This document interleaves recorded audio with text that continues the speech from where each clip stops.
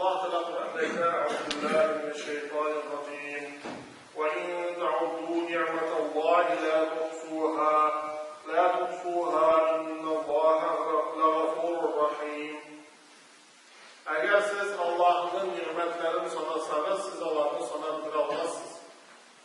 Kesinlikle Allah Teala gafur dışı hem merhametli. Allah Teala kişilerine çok nimetler bildi. Hem şu kişi şu nimetleri tanırga teyir. Hem şu nimetlerden birisi o til nimeti.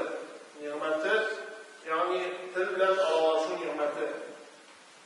Allah Teala "Alam nec'al lehu aynayn ve lisanen ve şefeteyn." Allah bize tilni, iki ko'zni, tilni ham ikki ilimni bilmadik mi deydi. Subhanahu Allah Teala "Er-Rahmanu 'allama'l Qur'ana khalaqal insana 'allamahul bayan." O Allah Teala merhametli. O kişiye Kur'an'ı öğretti. Hem kişini var etti. Hem kişiye aralaşını hem anlatını öğretti. Kişi üzerinden bulunan fikirleri söz bilen anlatalar. Hem kişinin sözü, kişinin dili olanın işteki göstergisi bulup durar. O kişinin neydi ikametini gösterdi hem ona delil bulup durar. Şu an burada hem elbette o başkalarla aralaşmış arası bulup durar. Hem kişi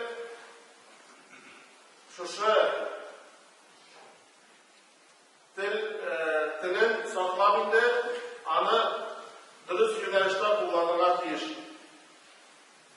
Hem bunun için indi o elbette faydalı hem dürüst söz söylerge teyir. Allah Teala "Ma yelfizu min qawlin illa ledeyhi raqibun atid." Kişi birine söz etmesin, onun yanında her vakit buluşu, hem her vakit gözetip duruşu farişte var. Bu sözü yazıp duyar, hem tefsir duyar. Hem kişinin ağzaları, kişinin bütün teni onun diline beyli. Şu dili arkasında kızgaçlı karşı çok şuratlarda başka ağzalar gazaplara, başka ağzalar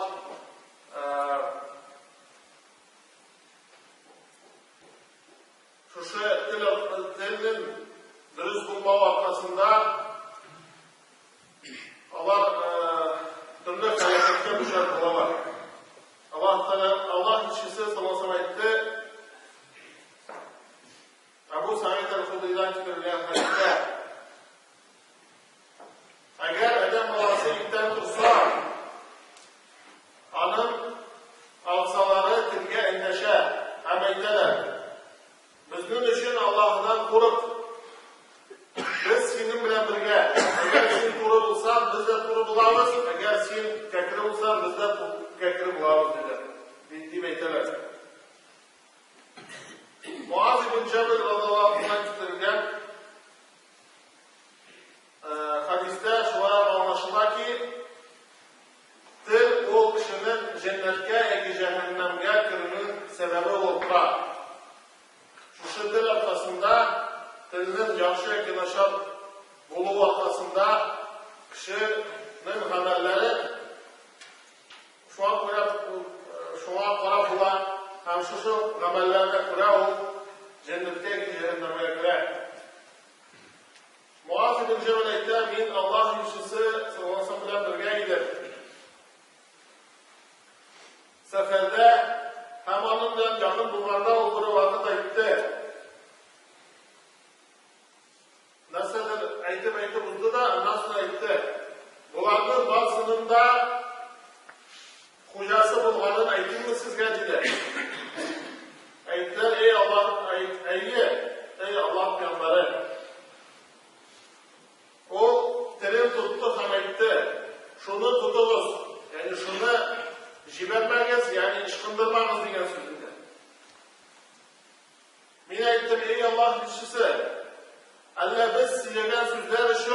soralabızmı? Ol aytdı, ey Muaz, kişilerde cehennem buna yüzleri düven itip, şunun üçününe üstünemezler mi dedi? Şu dil arkasında üstünemezler mi dedi? Yani şu dilinin günahlar arkasında kişi cehennemge kirlige mümkün olmaz. Söz ol emanet bulup durar. Hem şu emanetge qarata indi muamelede kişi bular, şunun neticesinde o neticesin şunun tatlı yaşar. Abu Hurayra radıyallahu anh kitirilen hadiste Peygamberimiz okumakta. İnnel abde la yetekellemu بالكلمة من رضوان الله لا يلقي لها بالا يرفعه الله بها درجات وإن العبد لا يتكلم بالكلمة من سخط الله لا يلقي لها بالا يهوي بها في جهنم.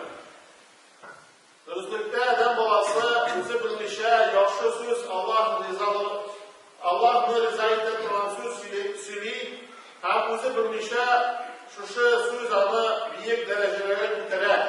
Allah tarafından. Hani kişi bende bizi sizmezden Allah'ını aşılandıran söz söyleyip hem şu söz arkasında o cehennemge elege.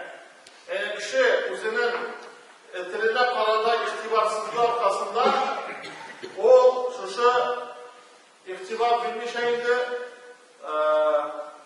özü sizmezden cehenneme ki cennetke elegüşü sözünü söylerge mümkün. Hem elbette o indi yaxşı sözünü özü sizmezden söylese de ansı yaxşı. Lakin naşar sözünü söylese elbette o bunu sizde tuturan deyiş, bunu ışkındırmasına deyiş, hem bunu küzetip duran deyiş, özünün dilini saklar duran deyiş.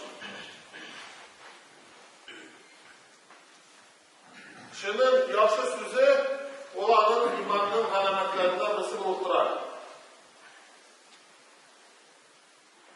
Allah kişisi o zaman etti, men kâne yu'minu billahi ve yevmil âhiri felyekul hayran ev liyasmut.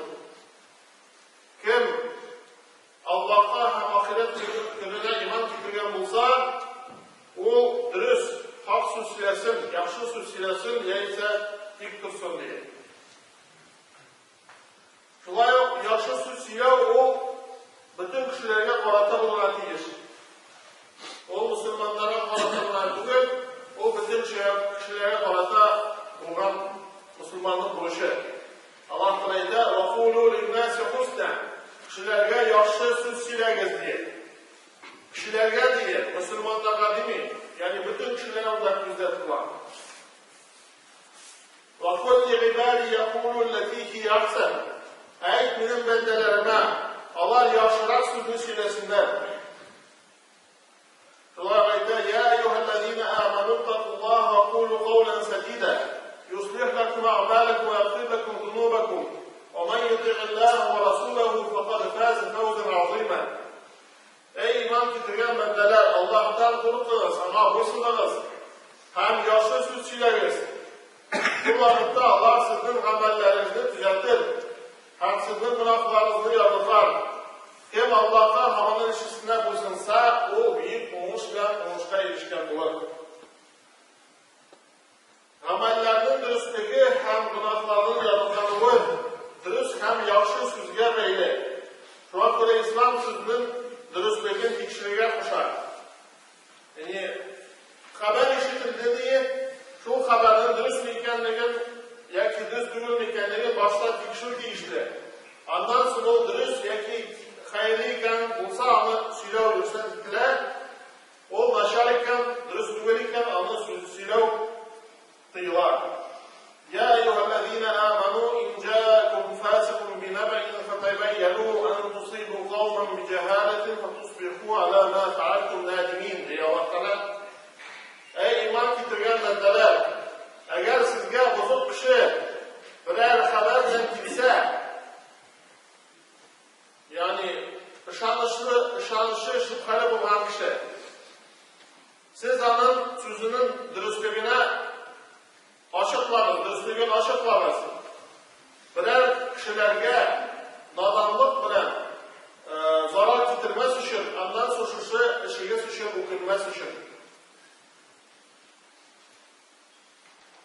Tilni нашар сүздән саклау ул иманның кабилligine ишарә булып тора. Мусламаннарны Аллаһ Тәгалә сыйфатлап әйтә: "Валлазина хум анил лагви мугридун". Алар бу сүздән арыналар. Һәм дәвам итеп әйтә: "Улаика хумул варисун". Алар мирас алучылар. "Аллазина ярисуна аль-фирдауса ва хум фиха халидун".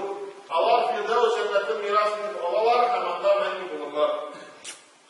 Peygamberimiz sallallahu aleyhi ve sellem "Men yadman li ma beyne lihiyeyhi ve ma beyne rijleyhi adman lehul cennete."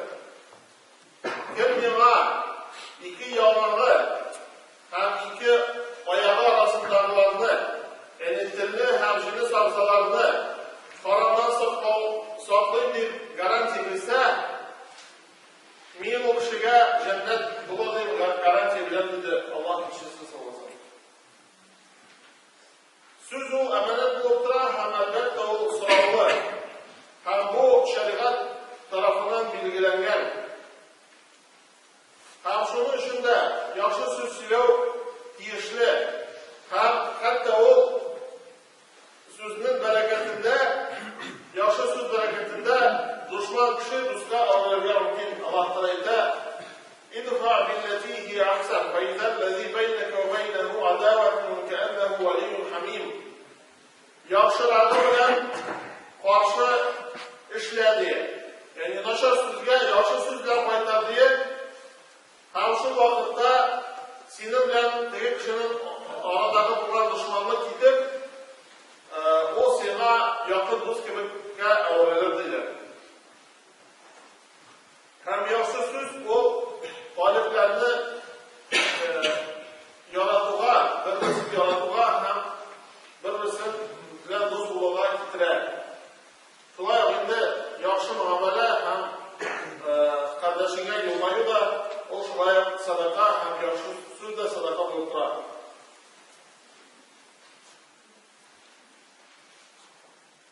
Ham so'z emanet bo'lgach kishi endi yolg'on so'zlashdan, yolg'on ant etuvdan, yolg'on shahodat beruvdan tiyilishga tegish. Ham shunday g'ilmsiz, bilimsiz ham tugan bilmisha so'zchilarga botir bo'lishga tegish tugul. Balki ortiq so'zchilardan qo'rqib turishga tegish. Alloh taolo aytadi: "Va la taqulu lima tasifu alsinatukum al-kadhiba hada halal wa hada haram. Hada halal wa hada haram litaftaru ala Allahi al-kadhiba innal ladhina yaftaruna ala Allahi al-kadhiba la yuflihun." Sizning tillaringiz tilagan yolg'on so'zlarni so'zlamangiz deydi. Bu halal, bu harom deydi. Alloh taolo turunda yolg'on so'zlab shu halal, shu harom deb so'zlagan do'stliklar Alloh taolo turunda shu aytib so'zlovchilar Alloh o'ngishga erishmovchilar deya vaqtida. Shunday nasihat berganda kishilarga durust so'z so'zlash ham bilib nasihat beruv tegishli. Allah kishisi aytdi: "Al-mustasharu muhtaman." Birinchi kengash so'rovchi kishi u amanatli. O shunday kengash bergan kengashi uchun u bergan kengashi uning amanat bo'lib turadi, ham u Alloh uchun qiyomat kunida javob beradi. Ham shunday shu yaxshi so'z u esa yaxshi so'z esa yaxshilikqa olib boradi mumkin, esa nasharlikqa olib boradi mumkin. Ham bu so'z orqasida kishi jannatga yoki jahannamga kirishga mumkin. U shu kishilar bilan aralashib muomalasida. Abu Hurayra radhiyallohu anhu keltirdilar. O aytdilar, Peygamberimiz sallallohu alayhi vasallamga: "Ey Alloh kishisi, bor deyish halal xotin qiz, u tunda namoz o'qiydi, kunlari ro'za tutadi, ham turli ibodatlar qiladi, sadaqa beradi, lekin o'zining tili bilan qo'shishlari rashida." Alloh kishisi sallallohu alayhi vasallam aytdi, u xotinda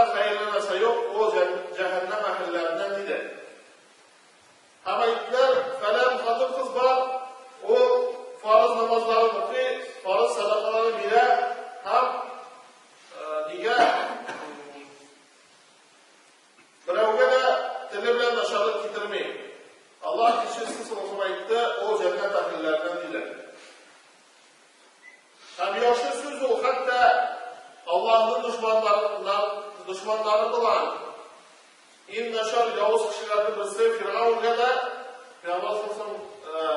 Alloh taolo Musa payg'ambarga yaxshi so'zchilarga buyurdi. Inhab ila Fir'avna innahu tagha. Var Fir'avn yanına o şiklerden çıktı. Faqula lahu izhaba ila Fir'avna innahu tagha. Var sen Musa peygamber hem senin kardeşin Fir'avn yanına o şiklerden çıktı. Faqula lahu qawlan layyinan la'allahu yetezekkeru aw yakhsha. Ama yumuşak söz söyleyiniz, şayet o ibret alıp, vaaz alıp korkar. Söz emanet bulğaçta o kışkırıp dil bilen aytilgan söz gine tügel. Bana şulay yazı da girer. Hazırki vakitte bu indi mağlumat şaraları türlü haberler, ilişkiler kişilerine gazetelerde, televizyonda haberler ilişkileri. Şu haberlerinin dürüstlüğünün tekşuru, hem dürüst yitip iliştiru, o şulay emanet buluttura, hem bu şulay kalemge de kavlar. Yani kalem arkasında soğuşlar bulunma mümkün, hem şu kalem dürüst yazmav, hem yalganlı yazı arkasında ümmetler harap olurlar, helak olurlar mümkün. Hem elbette buna tarihte deliller var. Hem hazır günde bu bir ehemmiyetli hem bir mühim mesele. Şu an burada kişi elbette o kişi özünün Allah Teala bilgen nimmetin tanıp şu sözün dilin yaxşı yakka yöneldirge hem yaxşı etip kullanırlar diye kinesince kişiler arası buzu hem kişilerge naşarlık kılığa yöneldirge tecrübe. Şu vakitte o Allah'ın rahmetine hem şu vakitte cemiyette Allah'ın rahmetine bereketke erişir hem Allah'ın cennetine inşallah. Allah Teala ya eyyühellezine amenu takullaha ve kulu kavlen sedide. Ey Allah, ey iman getiren bendeler, Allah'tan korkunuz. Yani Allah'a buysanınız, hem yaxşı söz söyleyiniz. Yuslih lakum a'malakum ve yaghfir lakum zunubakum. Allah Teala sizin amellerinizi düzeltir. Hem sizin günahlarınızı yarıtar. وَمَنْ يُطِعِ اللّٰهَ وَرَسُولَهُ فَقَدْ فَازَ فَوْزًا عَظِيمًا. Kim Allah'ta havanın içinde buysunsa, o zor oluşta erişip bahitli olur. Allah Teala şulardan kullarımızı nasip etsin. Barakallahu lana wa lakum. Allah Всевышний сказал: милостивый научил Корану, создал человека и научил его изъясняться. Также он сказал: о те, которые уверовались, бойтесь Аллаха и говорите правое слово. Тогда Он исправит для вас ваши дела и простит вам ваши грехи. А кто повинуется Аллаху и Его посланнику, тот уже достиг великого успеха. Разве ты не видишь, как Аллах приводит притчи? Прекрасное слово подобно прекрасному дереву, корни которого прочны, а ветви восходят к небу. Оно плодоносит каждый миг с дозволения своего Господа. Аллах приводит людям притчи, быть может, они помянут назидание. А скверное слово подобно скверному дереву, которое можно вырвать с поверхности земли, ибо нет у него прочности. Дальше Всевышний сказал: не изрекайте своими устами ложь, утверждая, что это дозволено, а то запретно, и не возводите наверх на Аллаха. Воистину, нет